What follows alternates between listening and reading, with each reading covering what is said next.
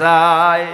আমার বন্ধুগণ, মক্কার কাফেরদের হাতে অত্যাচারিত হইয়া নবী আমার যখন বিবি খাদিজার কাছে আইয়া দুঃখের কথা জানাইতো,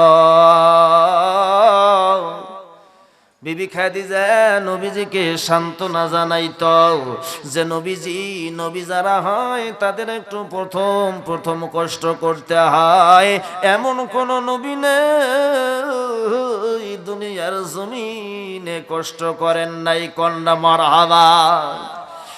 এটা কোন খাদিজা?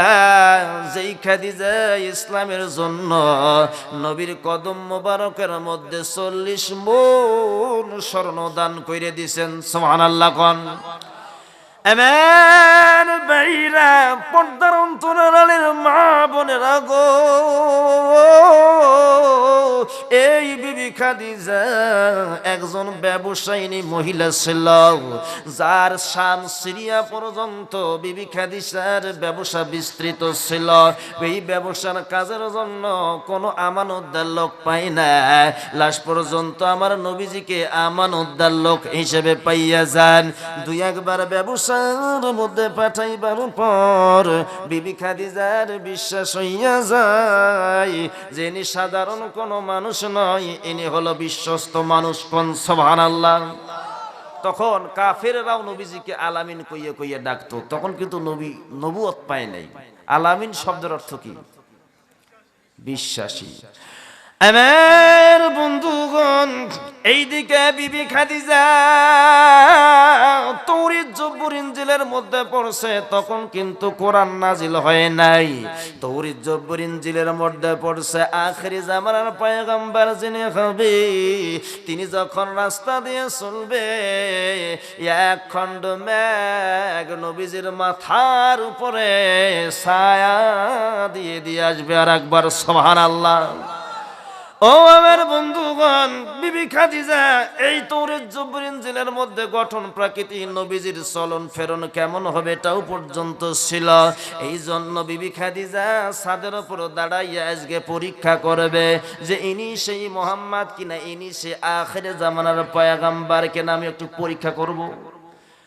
ছাদের উপর দাঁড়াইছে, দূর থেকে একটা কাফেলা আইতাছে।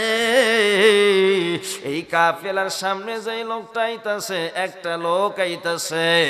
এই কাফেলার সামনে যেই লোকটা আইতাছে, এই লোকটার মাথার উপরে এক খণ্ড মেঘ ছায়া দিয়ে দিয়ে আসতেছে। কোন ও আমার বন্ধুগণ, খাদিজার বিশ্বাস হয়ে যায় যিনি সাধারণ কোন মানুষ নয়, ইনি হলো আখিরে জামানার পয়গম্বর জনাবে রাসূলুল্লাহ সাল্লাল্লাহু। এবার খাদিজা আল্লাহর নবীর কাছে আইয়া ডাক দিয়ে বললেন, ইয়া রাসূলুল্লাহ, ইয়া হাবিবাল্লাহ, আপনারে আমি বিবাহ করব। নবী চিন্তার মধ্যে পড়ে গেলেন। খাদিজা, তুমি আর আমারে বিবাহ করবা, তুমি পয়গাম দিয়েছ, আমি নিষেধ করি না, কিন্তু আমার মুরব্বী আছে, এই মুরব্বীর অনুমতি ব্যতীত তোমার আমি বিবাহের পয়গাম গ্রহণ করব না। এখানে কিন্তু একটা শিক্ষা আছে। অনেক ছেলে মেয়ে দেখবেন ভালোবাসা প্রেম প্রীতি করি পলাইয়া যায়। কি ভুল কইলাম? আপনাদের দেশে নাই? মাইয়া সাওয়া বেডা সাওয়া দুইজনে ভালোবাসার ভাব কইরা চলে গেছে, ভাইকে গেছে, একবারে মা বাবার মনের মধ্যে কষ্ট পাইতেছে। কথা ঠিক না? মা বাবার মনে আঘাত দিয়ে যেই সমস্ত সন্তানেরা পিতা মাতার মনে আঘাত দিয়ে পিতা মাতাকে না জানাইয়া চলে যায়, পরবর্তীতে যদিও ওই পিতা মাতার সন্তানগুলোকে মাইনে নেয়, কিন্তু জিন্দগি ভর পিতা মাতার কলিজার মধ্যে একটা দাগ লেগে থাকে। কথা ঠিক না? এই জন্য বিবাহ করেন নিষেধ নাই, কিন্তু পিতামাতা মুরব্বীদেরকে জানাইয়া বিবাহ নবীর আদর্শ। জোরে কন্যা মারহাবা। আমার বন্ধুগণ, মা বোনেরা গো, এইবার বিবি খাদিজা আবু তালেবের কাছে পয়গাম নিয়ে গেলেন। আবু তালেব রাজি হইয়া যায়, আল্লাহর নবীর সঙ্গে বিবি খাদিজার বিবাহ হইয়া যায়। বিবাহ হবার পর আমার বন্ধুগণ, আমার ভাইয়েরা, কিছু মক্কা নগরের মধ্যে বাঁকা বাঁকা লোক ছিল, মানে কথাগুলোই ঠাটা মার্কা, বাঁকা বাঁকা। কি বোঝেন না? এইরকম কিছু লোক আছে না, হাজার বুঝাইলেও হে বোঝে না, হে হেরটা বোঝে। কথা ঠিক না? এই বাঁকা লোকগুলো আনাগোনা করতেছে যে বিবি খাদিজা এত বড় একটা ধনী মহিলা, এত বড় একটা ধনী মহিলা, ব্যবসায়িনী মহিলা, লাশ পর্যন্ত একটা রাখালকে বিবাহ করলো, একটা কর্মচারীকে বিবাহ করলো। এই কথা যখন বিবি খাদিজা শুনতে পাইল, বিবি খাদিজা স্বামীকে বড় মহব্বত করত। সমস্ত মক্কা নগরের মানুষদেরকে দাওয়াত করিয়া উট জবাই কইরা খাওয়াইয়া ডাক দিয়ে বললেন, ও মক্কা নগরীর মানুষেরা, শোনো শোনো, এই যে আল্লাহ আমার 40 মণ স্বর্ণ দিয়েছেন, এই স্বর্ণ যদি আমি কাউকে দান করিয়ে দিই, মালিক কে হবে? সবাই উত্তর দিল, যারে দান করবেন সে মালিক হয়ে যাবে। কথা ঠিক না? তাহলে তোমাদেরকে সাক্ষী রাইখে বলছি, এই 40 মণ স্বর্ণ আমি আমার প্রাণের স্বামীর কদম মোবারকের মধ্যে দান করে দিলাম। কোন সুবহানাল্লাহ। মা বোনেরা, তাহলে দান করা লাগবে কি লাগবে না? মা বোনেরা যদি দেখবেন, যদি 500 টাকার মালিক হয়, তাহলে স্বামী গরম দেখায় কথা পায়, মনে হয় দেশের প্রধানমন্ত্রী হয়ে গেছে। কথা ঠিক না? টাকা যদি একটু থাকে তার ভাবই আলাদা। তবে সব মা বোন না, কিছু কিছু মা বোন, বুঝেন নাই? আমার মায়েরা, শরীয়তের মধ্যে আল্লাহর নবী বলছেন যে এই মহিলার মধ্যে 4টা গুণ আছে। আল্লাহর 8টা জান্নাতের 8টা দরওয়াজা আছে। যেই দরওয়াজা দিয়ে খুশি, ওই দরওয়াজা দিয়ে আল্লাহর জান্নাতে প্রবেশ করবে। কোন সুবহান। 1 নম্বর গুণ হলো 5 ওয়াক্ত নামাজ যদি নিয়মিত আদায় করো। 2 নম্বর গুণ হলো রমজান মাসের রোজা রাখো। 3 নম্বর গুণ হলো পর্দার বিধানকে যদি মান্য করো। এখন মুসলমান বউ বেটিদের উপর পর্দা করা নফল না সুন্নত? জোরে কোন। কেডা কইল সুন্নত? আপনি? এটা কায়দা করি কইছি, বোঝেন নাই? আল্লাহ বলেন, ওয়াকরনা ফি বুয়ুতিকুন্না ওয়ালা তাবাররাজনা তাবাররুজাল জাহিলিয়াতিল উলা। আল্লাহ বললেন, মহিলারা তোমরা ঘরের মধ্যে আবদ্ধ থাকো, প্রয়োজনে যদি বাহিরে যাইতে হয় রূপ সৌন্দর্য প্রদর্শন করিয়া আইয়ামে জাহিলিয়াতের যুগের মহিলাদের মতন বাইরে যাইও না। কোন নারী যদি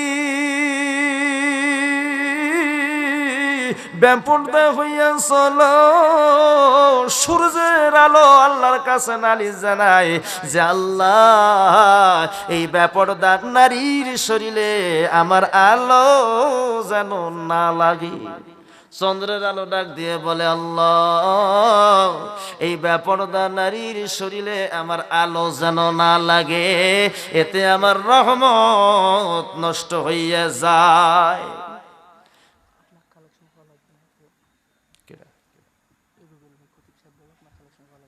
আচ্ছা, ঠিক আছে। ও আমার বন্ধুগণ, আমার ভাইরা, শরীয়তের ভাষায় নারী হলো 2 প্রকার। একটা হলো নুশুজা নারী, আর একটা হলো সলেহা নারী। যেই নারী বদ নারী, তার মধ্যে বদ বৈশিষ্ট্য হলো সুন্দর সুন্দর ওঠ পালিশ, ঠোঁট polish, fair and lovely, cosmetic, আলতা সোনো পইরা রাস্তায় যখন ঘুরবে, ওই বকাটে ছেলে টিজিং করবে, কুদৃষ্টিতে তাকাবি। কথা ঠিক না বেঠি? এলা জোরে কন। আমার বন্ধুগণ, বাইরে আসতে দেখলাম মিল বাজার। এই মিল বাজারের মধ্যে যদি আপনি পাকা কলা বিক্রি করতে নিয়ে যান, কলার খোসা খুইলে খুইলে খোসাবিহীন অবস্থায় বাজারের মধ্যে বিক্রি করতে নিয়ে যান, ওই কলা কেউ কিনবে? হ্যাঁ, ওই কলার দাম আছে। তেমনি ভাবে যেই সমস্ত মহিলারা বেপর্দা হইয়া চলবে, ওই খোসাবিহীন মূল্যহীন খোসাবিহীন কলার মতন দাম হইয়া যায়। কথা বলেন ঠিক না বেঠি? আমার বন্ধুগণ, বর্তমান দুনিয়ায় মহিলাদের দাম নাই। দাম যদি থাকতো তাহলে ডিমান্ড দেওয়া লাগতো না। কি ডিমান্ড আপনাদের দেশে আছে না নাই? আছে ডিমান্ড, মানে আপনারা ডিমান্ড খাওয়ালো, এটা খাওয়া জায়েজ আছে ভাই। তো এত জোরে কন, ধীরে ধীরে কোয়া লাগে, ওই যে মুনাফা। বন্ধুগণ আমার, আমার বাইরা, মহিলাদের দাম নাই কেমন নাই? আপনি ওষুধের দোকানে যান, একটা ফাইল দিল ডাক্তার, ওই জায়গায় বেডি মাইসের ছবি। চায়ের দোকানে বইছেন চা খাওয়ার জন্য, ওই চায়ের দোকানে বেডি মানুষের ছবি আছে। এমনকি সেদিন এক বাসার মধ্যে দাওয়াত খাবার গেলাম, ঘরের মধ্যে ঢুকিয়েই দেখি একটা পুরুষ আর একটা মাইয়ার এমন জোরে চিপাই জড়াইয়া ধরছে, বুঝছেন? আমি তো আসলে জিজ্ঞাসা করলাম যে এটা কি, এটা লাগায় থুইছেন, এটা কার ছবি? তখন এতটুকু একটা বাচ্চা কইল যে হুজুর, এইটা হলো নায়ক সাকিব খান আর নায়িকা হলো পূর্ণিমা। ও, যেই ঘরের মধ্যে কোন জিন্দা প্রাণীর ছবি, কুকুরের ছবি, মানুষের ছবি থাকে, আল্লাহর রহমতের ফেরেশতা আসে না? জোরে কোন নাউজুবিল্লাহ। এমন ছবি কিন্তু সব জায়গার মধ্যে পাওয়া যায়। শুধু তাই নয়, 1 টাকার একটা শ্যাম্পু কিনবেন, এই 1 টাকার শ্যাম্পুর উপরে বেডি মানুষের ছবি আছে না নাই? এই জন্য মহিলারা জ্ঞান করো, জ্ঞান বর্তমান বাজারে তোমার দাম কমিছে কেন? দাম যদি বাড়াইতেছ, শিখো আল্লাহর পাক কোরআন, তবে আল্লাহ তাআলা তোমার বাড়াইবে সম্মান। জোরে কন্যা মার হাওয়া। এটা হলো 3 নম্বর গুণ মহিলাদের। এবার 4 নম্বর গুণ হলো স্বামীর খেদমত করতে হবে। মহিলারা অল্প আমলেই আল্লাহর জান্নাতে যেতে পারবে। কোন নারী যদি বিসমিল্লাহ বলিয়া নিজের ঘরটা ঝাড়ু দেয়, পরের ঘর ঝাড়ু দেওয়ার দরকার নাই। বিসমিল্লাহ বলিয়া নিজের ঘর ঝাড়ু দেওয়ার কারণে মক্কা নগরী, মক্কা শরীফের মধ্যে ঘর ঝাড়ু দিলে যেই সওয়াব হয়, ওই পরিমাণের সওয়াব আমার আল্লাহ ওই নারীর আমলনামার মধ্যে লেখে। কোন সুবহান। এলা জিকির করেন তো, লা ইলাহা। এই লোক কই গেল? সাউন্ড ডাউন হয়ে গেল কেন? গলা টানছে জোরে জোরে। লা পানি টানি স্যার নাই তো কিছু। ইল্লাল্লাহ, কালিমা লা ইলাহা। জোরে জোরে লা ইলাহা, লা ইলাহা ইল্লাল্লাহ, লা ইলাহা।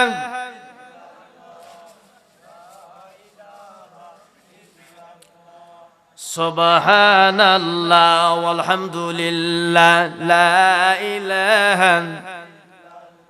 হায়রে হায়াতের মালিক যে আল্লাহ, মৌতের মালিক সেই আল্লাহ। কালিমা লা ইলাহা, লা ইলাহা। কই ইগো বলে দেন, লা ইলাহা, লা ইলাহা ইল্লাল্লাহু মুহাম্মাদুর রাসূলুল্লাহ সাল্লাল্লাহু। আমার মায়ের একটু মনোযোগ দেন। কোন নারী যদি, মা তোমার পেটের মধ্যে সন্তান, রাত্রিবেলায় ঘুমাইছো, ভালো ঘুম হয় নাই, সন্তান পেটের মধ্যে পা দিয়ে ঘুতা মারছে, লাথি মারছে, মা তোমার ভালো ঘুম হয় নাই, তুমি ভালো ঘুম পাড়তে পারো নাই, আমার আল্লাহ ডেকে বলে, বান্দি রে, ওই যে সন্তান পেটের মধ্যে পা দিয়ে ঘুতা মারছে, লাথি মারছে, তুমি রাত্রে বেলায় ভালো ঘুম পাড়তে পারো নাই, না ঘুমাইবার পারার কারণে আমি আল্লাহ সারা রাত জেগে জেগে নফল ইবাদত করলে যেই সওয়াব হয়, ওই পরিমাণের সওয়াব আমি আল্লাহ ওই নারীর আমলনামার মধ্যে দিয়ে দে।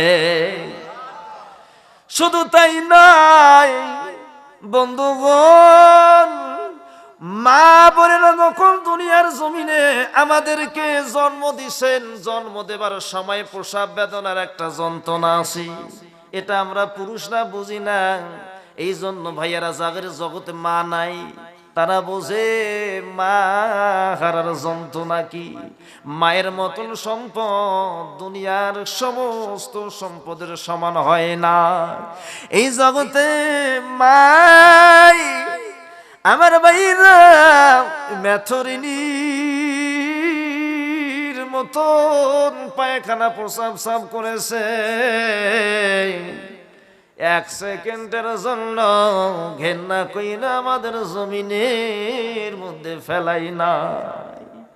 ও আমার বন্ধুগণ, এই মা যখন দুনিয়ার মধ্যে ভূমিষ্ঠ করল, প্রসব বেদনায় যন্ত্রণা পাইয়া আল্লাহ আল্লাহ বলে চিৎকার করল, আমার আল্লাহ ডাক দিয়ে বলে, এ বান্দি, ওই প্রসব বেদনায় তুমি কষ্ট পাইয়া আমি আল্লাহকে আল্লাহ আল্লাহ বলে ডাক দিলা, এক একটা আল্লাহ ডাকের বিনিময় আমি এক একটা কবুল হজের সওয়াব তোমার আমলনামার মধ্যে লিখি। মহিলারা অল্প আমলে জান্নাতে যাবে, অল্প আমলেই যথেষ্ট, কিন্তু এই মহিলারা জাহান্নামে যাবে বেশি। কারণ শয়তান মহিলাদের কাছে বেশি থাকে। কারণ হাদিস শরীফের মধ্যে আছে মহিলাদেরকে আল্লাহ শয়তান জাল হিসেবে ব্যবহার করে। কি হিসেবে ব্যবহার করে? আদমের কাছে কিন্তু আগে শয়তান যাবার পায় নাই। যখন আম্মাজান হাওয়া সৃষ্টি করা হলো, আগে আদম হাওয়াকে গন্ধম শয়তান খাওয়াইছে। মহিলাদের মন নরম, দিল নরম, শয়তান যায় যখন কান্না করছে আম্মাজান হাওয়া গন্ধম খাইয়ে ফেলছে। বোঝেন নাই কথাটা? এই জন্য মা বোনেরা সাবধান। 4 নম্বর গুণ হলো আমার মায়েরা, 4 নম্বর গুণ হলো স্বামীর খেদমত করা। অনেক মহিলা আছে স্বামীকে অপছন্দ করে, স্বামীকে ঘেন্না করে। যত ইবাদত পূর্ণ করো, স্বামীর মন যদি বেজার করো, ওই স্ত্রী মরিয়া গেলে হাবিয়া দোজক ঠিকানা। স্বামীর মতন আপন দুনিয়ার জমিনে কেউ হবে না। অনেক মহিলা আছে কালো স্বামী পছন্দ করে না, একটু যদি দাড়ি থাকে এটাও চলে না। অনেক মহিলা আছে স্বামীর মুখে দাড়ি পছন্দ করে না। কি গো, কথা ভুল বললাম? আমার একটা বন্ধু জেনারেল শিক্ষিত মাইয়ার সঙ্গে বিবাহের কথা চলতেছে। যখন এই মাইয়া আমার বন্ধুর মুখে দাড়ি দেখছে, বুঝছেন, আর বিয়ে বসে না, চলে না। যেই সমস্ত মহিলারা স্বামীর মুখের দাড়ি অপছন্দ করবেন, বুঝতে হবে এটা আল্লাহর দুশমন, নবীর দুশমন, ইসলামের দুশমন। কথা কোন ঠিক না বেঠে? এটা মুসলমানের সন্তান নয়। কারণ দাড়ি থুইলে আমার আল্লাহ খুশি হয়। তোমার মতন 1000টা বিবিও যদি বেজার হইয়া যায়, আমার দেখার টাইম নেই। কি গো, তাহলে দাড়ি যারা রাখেন নাই রাখবেন তো ইনশাল্লাহ? না বিবিক ভয় করেন? হ্যাঁ, বিবিক ভয় করবেন না। তোমার মতন 10টা বিবিও যদি দাড়ির কারণে চলে যায়, আমার আফসোস নাই। কারণ দাড়ি কার সুন্নাত? নবীর সুন্নাত। যারা দাড়ি রাখেন আল্লাহ তাদের কবুল করুক, সকলে বলি আমিন। আমার বন্ধুগণ, যেই সমস্ত মহিলাদের আমল আল্লাহ বেশি পছন্দ করেছে, যেই সমস্ত মহিলার আমলটা আল্লাহ বেশি পছন্দ করেছে, জান্নাতের সার্টিফিকেট তারা দুনিয়ার মধ্যে পাইছে, এই মহিলাদের আমলের দিকে তাকান। আল্লাহ যে আমলটা বেশি পছন্দ করেছে, এই আমলটার নাম হলো স্বামীর খেদমত। জোরে কোন মারহাবা। হযরত ফাতেমা স্বামীর খেদমত করতো। আলী রাদিয়াল্লাহু তাআলা আনহু জিহাদ থেকে এসে ফাতেমার কাছে আইয়া ডাক দিয়ে বললেন, বিবি রে, এক গ্লাস পানি নিয়ে আসো, বড় তৃষ্ণা লাগছে। আল হযরত ফাতেমাতুজ জোহরা পানির গ্লাস নিয়ে এসে দেখে হযরত আলী ঘুমায়া গেছে। ঘুম থেকে ডাক দিলে আলীর ঘুম ভেঙে যাবে, এই জন্য ডাকলেন না। না ডেকে হযরতে ফাতেমা এইরকম পানির গ্লাস নিয়ে ঠান্ডার দিন আলীর কাছে দাঁড়াইয়া অনেক সময় অতিক্রম হয়ে গেল। হযরত আলী চেতন পাইল, চেতন পাইয়া দেখে স্ত্রী ফাতেমা পানির গ্লাস নিয়ে দাঁড়ায় আছে। এবার আলী জিজ্ঞাসা করলেন, ফাতেমা এই জায়গার মধ্যে দাঁড়াইয়া কেন, কারণ কি? ফাতেমা ডাক দিয়ে বলে, স্বামী আমার, আপনি পানি চাইয়া ঘুমাইছেন, ঘুম থেকে ডাক দিলে আপনার কষ্ট হবে, এই জন্য ডাকি নাই। না ডেকে দীর্ঘ সময় এই পানির গিলাস নিয়ে দাঁড়াইয়া আছি। হযরত আলী পানি পান করলেন, স্ত্রীর জন্য দোয়া করলেন, রব্বুল আলামিন আমার স্ত্রী ফাতেমাকে তুমি জান্নাতের মেহমান বানাও, যেমন তেমন জান্নাতের মেহমান বানায়ও না। আমার স্ত্রী ফাতেমাকে তুমি জান্নাতের সরদারিনী বানায়া দাও। সুবহান। ফাতেমা জান্নাতের সরদারিনী হলো কার দোয়ার বরকতে? এই জন্য আপনার স্বামী যদি, মা বোনের একটু মনোযোগ লাগান, আপনি যদি মরে যান আর আপনার স্বামী যদি বলি যে আমার স্ত্রী ভালো ছিল, সঙ্গে সঙ্গে আল্লাহর জান্নাত তোমার জন্য অবধারিত। কোন সুবহানাল্লাহ। এই জন্য মা বোনেরা এই 4টে গুণ অর্জন করবেন। আমার বন্ধুগণ, আমার ভাইরা, এই বিবি খাদিজাতুল কুবরা স্বামীকে মহব্বত করত, ভালোবাসত। বিবি খাদিজা রাদিয়াল্লাহু তাআলা আনহা নবীজিকে এত মহব্বত করত, ওই হীরা পর্বতে যাইয়া, ওই হীরা পর্বতে যাইয়া নবীজি খাবার নিয়ে যাইতো। এই বিবি খাদিজা যখন দুনিয়া থেকে চলে যাবে, মৃত্যু শয্যায় মৃত্যুবরণ করবে, এমন সময় আল্লাহর হাবিবকে ডাক দিয়ে বলেন, ইয়া রাসূলুল্লাহ, ইয়া হাবিবাল্লাহ, হুজুর মনে হয় দুনিয়ার মধ্যে আমি আর থাকবো না, অন্ধকার কবরে চলে যাব। ও নবীজি, আমি এই অন্ধকার কবরে যাওয়ার আগে, মৃত্যুবরণ করার আগে আপনার কাছে কয়েকটা দরখাস্ত রাখতে চাই, বলেন আমার দরখাস্তগুলি গ্রহণ করবেন কি করবেন না? নবী ডাক দিয়ে বলে, খাদিজা রে, তুমি ইসলামের জন্য যা করেছ, 40 মণ স্বর্ণ দান করা ছোটখাটো ব্যাপার নয়। বলো বলো, তোমার কি এমন দরখাস্ত আছে, আমি সব দরখাস্ত গ্রহণ করে নেব। কি ভাই, খারাপ লাগছে? তোমার সাউন্ডে নষ্ট হয়ে গেছে আবার। আমার বাইরা, বিবি খাদিজা দুনিয়ার জমিন থেকে চলে যাবে, এই জন্য দরখাস্ত দিলেন 3টে। জোরে কোন কয়টা? আল্লাহ নবীকে ডাক দিয়ে বলেন, ইয়া রাসূলুল্লাহ, ইয়া হাবিবাল্লাহ, হুজুর আমার 1 নম্বর দরখাস্ত, ইয়া রাসূলুল্লাহ, নবীজি আমি যখন মরে যাব, ও নবী আপনার জুব্বা মোবারক খানা দিয়ে আমার কাফনের ব্যবস্থা করে দেবেন। 2 নম্বর দরখাস্ত, ইয়া রাসূলুল্লাহ, ইয়া হাবিবাল্লাহ, আমার জন্য যেই কবরটা খনন করা হবে, ও নবীজি এই কবরের মধ্যে আপনি একটু নিজে শুইয়া গড়াগড়ি দেবেন।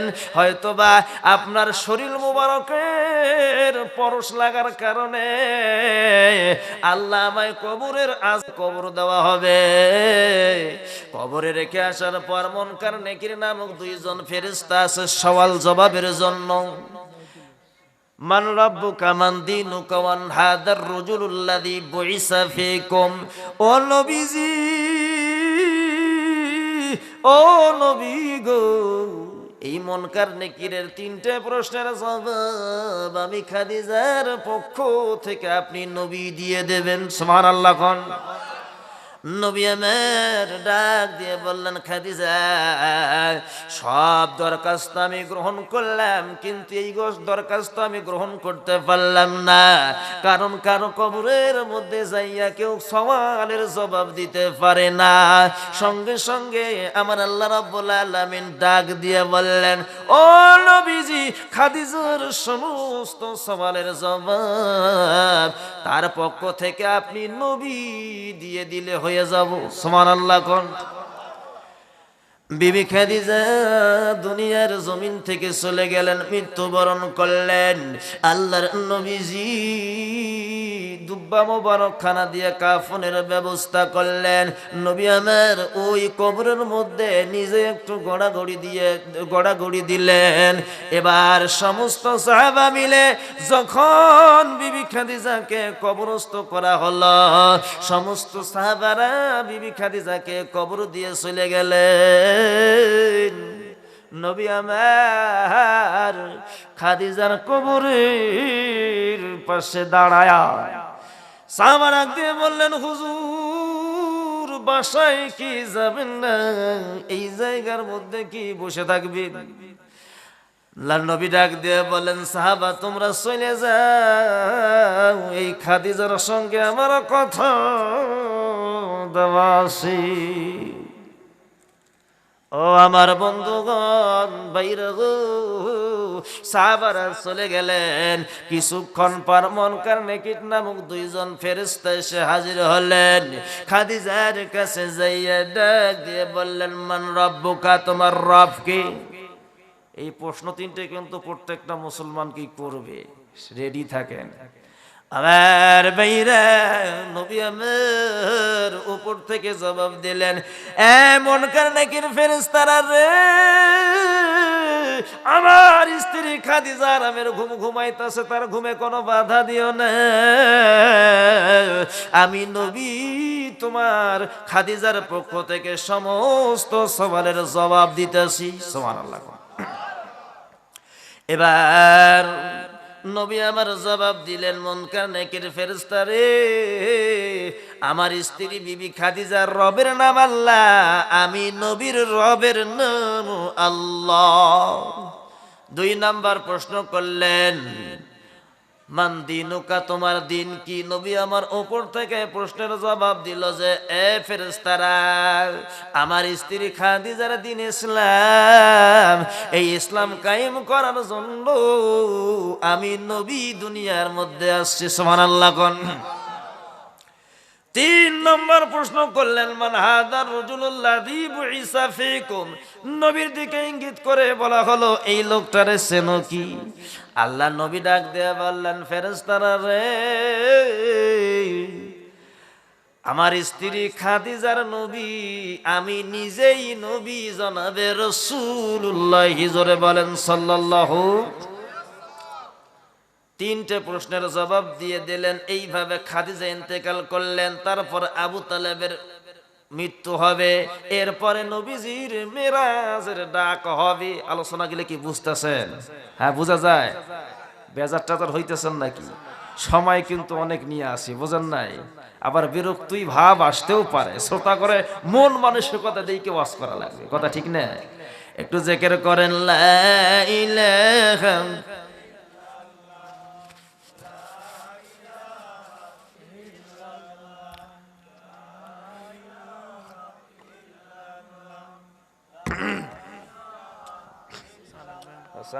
ঠান্ডা পানি নিয়েছেন। জোরে জোরে লা ইলাহা, কালেমা পড়ে লা ইলাহা ইল্লাল্লাহ, লা ইলাহা, এলা জোরে বাড়ান, জোরে লা ইলাহা,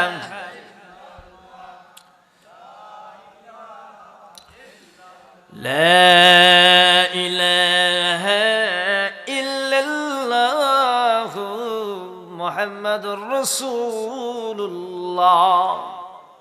আমার ভাইরা, এইভাবে বিবি খাদিজাতুল কুবরা দুনিয়া থেকে ইন্তেকাল করলেন। নবীজির দুঃখের দিনের মানুষ নাই। মক্কার কাফেরদের অত্যাচার বেড়ে যায়।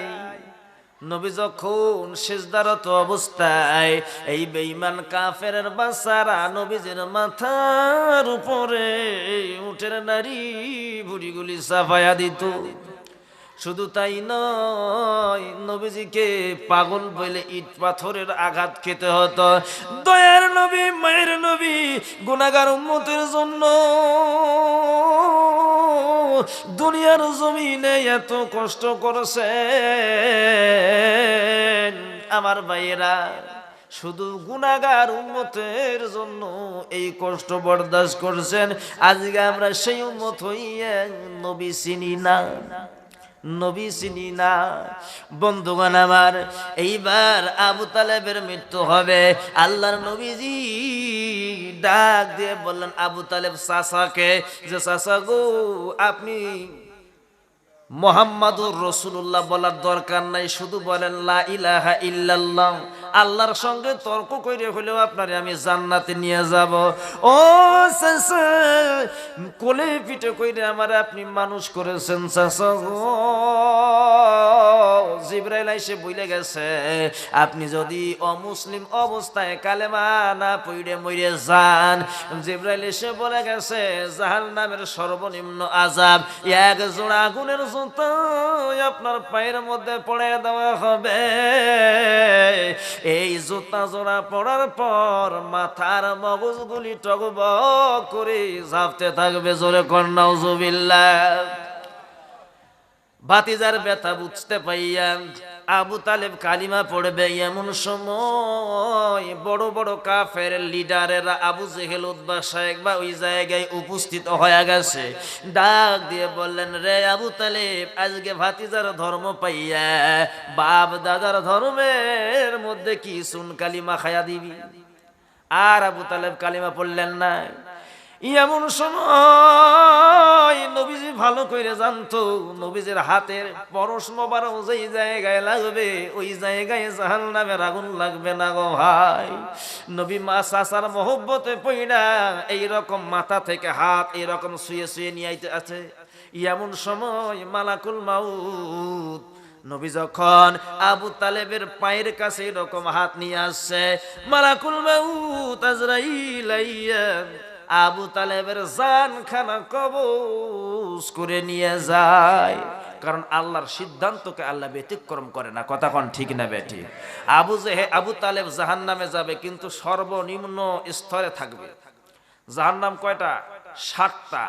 তাহলে বোঝা গেল দুনিয়ার জমিনের মধ্যে শাস্তিও 7 ধরনের আছে। দুনিয়ার যে জেলখানাগুলো আছে, ধরেন আপনি চুরি করলেন এক রকমের শাস্তি, মার্ডার করছেন এক শাস্তি, বিভিন্ন রকমের শাস্তি আছে। কথা ঠিক না? বাইরা আমার, আবু তালেব মারা গেলেন, মক্কার কুরাইশদের অত্যাচার বাইরে গেল। সময়টা ছিল আমুল হুজুন, নবীজির দুঃখের বছর। শিবে আবি তালিব কারাগারে নবীজি বন্দী ছিল। আমার বাইরা, বিবি খাদিজা নাই, আবু তালেব চাচাও নাই, নবীজির ব্যথিত হৃদয়ে কষ্টে জর্জরিত মন। মানুষ যখন দুঃখী হয়, মানুষ যখন ব্যথিত হয়, মানুষ মানুষকে দেখতে যায়। কথা ঠিক না বেঠিক? এই জন্য আমার আল্লাহ পাক তেনার হাবিবকে ডেকে নিলেন, আরশ আজিম পর্যন্ত ডেকে নিলেন, জান্নাত জাহান্নাম পরিদর্শন করাইলেন, যে নবীজি দেখে যান। এতদিন আপনি এমনিতে ওয়াজ করছেন যে জাহান্নাম আছে জান্নাত আছে, কিন্তু আজকে জান্নাত জাহান্নাম পরিদর্শন করেন। কোন পাপে কোন শাস্তি হয়, জেনা করলে কেমন শাস্তি, সুদ খাইলে কেমন শাস্তি, নামাজ ছাড়লে কেমন শাস্তি হয়। ও নবীজি, আপনি প্র্যাকটিক্যাল ভাবে দেখেন এবং দেখা ওয়াজ মানুষের কাছে যাইয়া শোনান। নবীজির একটা প্রশিক্ষণ ছিল, প্র্যাকটিক্যাল প্রশিক্ষণ। মানুষকে প্রশিক্ষণ দেয়, তার যোগ্যতার যেন আরো বেশি বৃদ্ধি হয়। কথা ঠিক না?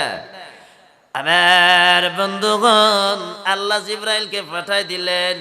জিবরাইল আইয়া দেখেন নবীজি খানা হাকিমের মধ্যে হেলান দিয়ে ঘুমায় আছে। নবীজিকে জিবরাইল ডাক দিলেন, ইয়া রাসূলুল্লাহ, ইয়া হাবিবাল্লাহ, হুজুর ওঠেন ওঠেন। বোরাক অপেক্ষা করতেছে। বোরাক একটা বাহনের নাম, বারকুন শব্দ থেকে বোরাক, বারকুন শব্দের অর্থ হলো বিজলির গতিকে বোঝানো হয়, আর বোরাক শব্দটা এর অর্থ হলো বিজলির চাইতে আরো গতি সম্পন্ন, এর নাম হলো বোরাক। অনেক জায়গায় দোকানে ঘরে পোস্টারে পাওয়া যায় মহিলা মানুষের মতন একটা মেয়ে, চেহারা ঘোড়ার মতন সাইজ, নাম দিছে হাজা বোরাকুন নবী সাল্লাল্লাহু আলাইহি ওয়াসাল্লাম। এটা হলো ওই বোরাক যেই বোরাকে নবী সওয়ার হইয়া মেরাজে গেছে। নাউজুবিল্লাহ। আপনাদের চোখে পড়ছে কিনা? আমার চোখে পড়ছে, এই জন্য ভুলে দিলাম। বন্ধুগণ আমার, নবী আমার বোরাকের মধ্যে সওয়ার হইয়া, এটা হলো জমিনের সফর, বাইতুল মুকাদ্দাস থেকে, বাইতুল্লাহ থেকে বাইতুল মুকাদ্দাস, এটাকে বলা হয় ইসরা। আল্লাহর নবীজিকে জিবরাইল নিয়ে সর্বপ্রথম ওই যে জমজম কূপের কাছে লইয়া গেলেন। জমজম কূপের কাছে যাইয়া নবীজির বুকটা ছিঁড়ে ফেললেন। এটাকে বলা হয় বক্ষ বিদর্ণ, সিনাসাক। নবীজির হায়াতে কয়েকবার হয়েছিল। একবার বাল্যকাল অবস্থায় যখন মা আমিনার কাছে নবীজি লালন পালন হইতেছে, 4 বছর বয়স, বকরি চড়ার জন্য গেলেন ছোট্ট ভাই দুধ ভাইয়ের সঙ্গে। এমন সময় মা হালিমার ছোট্ট বেটা দৌড় মেরে এসে ডাক দিয়ে বলে, মা হালিমা গো, আমার কুরাইশি ভাই মুহাম্মদ সহকারে বকরি চড়াইতেছে মাঠের মধ্যে। ও মা, আমার কুরাইশি ভাই বকরি চড়াইতেছে। এমন সময় 2 জন সাদা পোশাক পরিধান করা লোক আসলো আমাদের কাছে।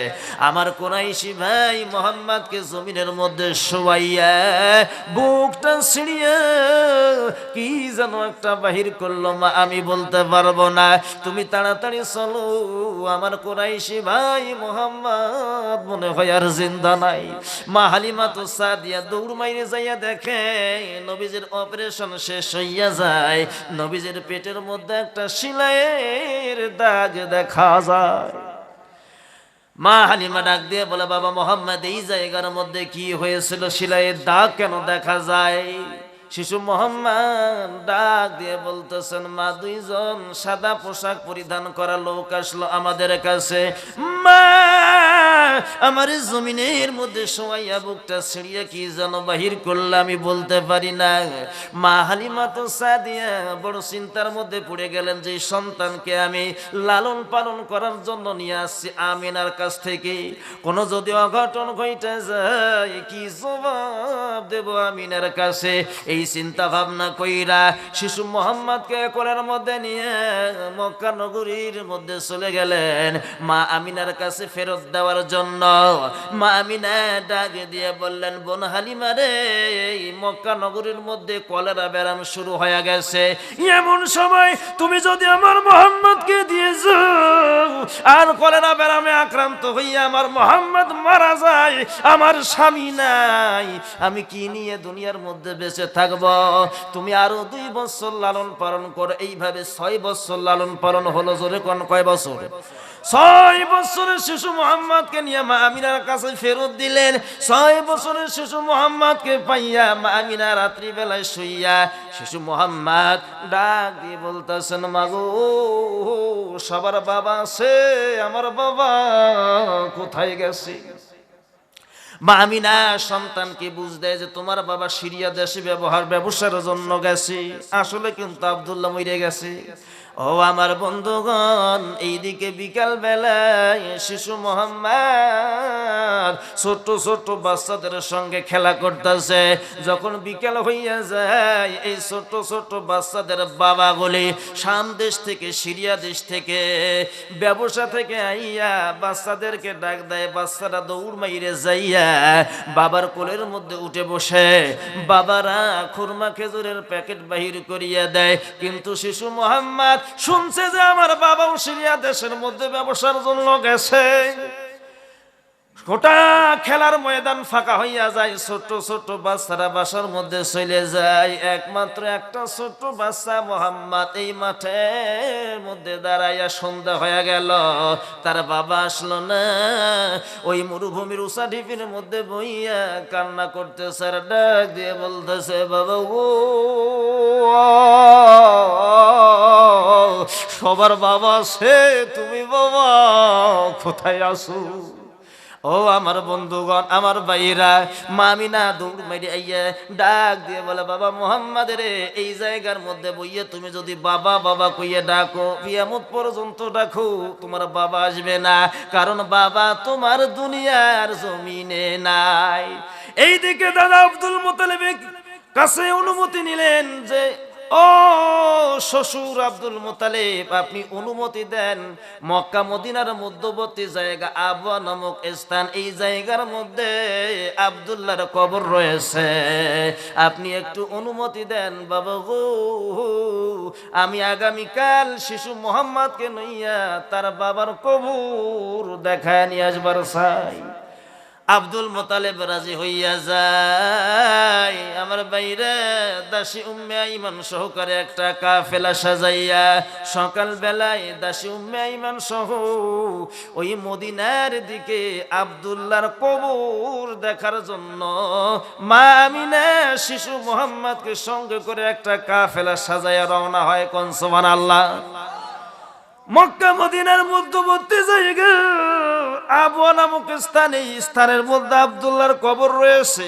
মা আমিনা যখন এই আবওয়া নামক স্থানে চলে গেলেন, আব্দুল্লাহর কবরখানা উঁচা ঢিপির মতন দেখা যায়। কথা বলেন কেন? উঁচা ঢিপির মতন দেখা যায়।